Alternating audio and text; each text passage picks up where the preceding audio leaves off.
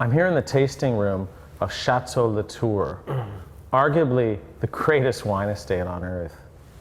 I thought I'd better ask the president of Latour, Frédéric Engerer, the 3 questions. So Frederic, tell me, what's your definition of a great wine? That's a difficult question you start with, James. I think when we drink a wine, we all like pleasure. We want pleasure. After all, these wines, when we enjoy them with friends, this is for me the number one definition. We want structure. We want these wines to be serious, to move you, and we want freshness. We want wines.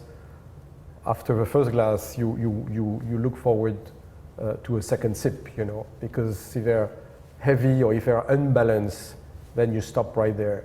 But most of all, I think you need wines that make you think a bit. Because this is not just a beverage at a certain level of wine. This is wines that move you a bit. This is wine that bring emotion.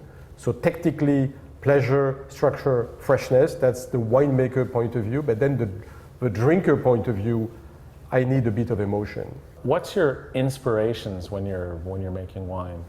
Well, you need references, and these references can be taken out of the old vintages of Latour that are really amazing in terms of balance, 82 being one of them, but 29 also is an incredible balance. But then you can take sources of inspiration from wines of the world that you like. You can take inspiration from Old Grenache from Spain. You can take aromatic inspiration from Burgundy.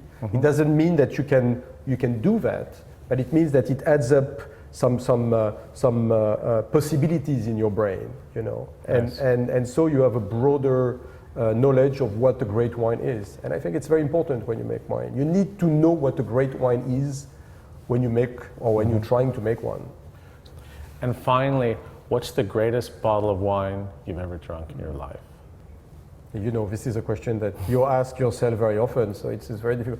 You know, I'm a Pinot Noir lover from a long time, and I really remember a bottle of La Tâche 52 that I had with some friends in London that completely blew me away. Cool.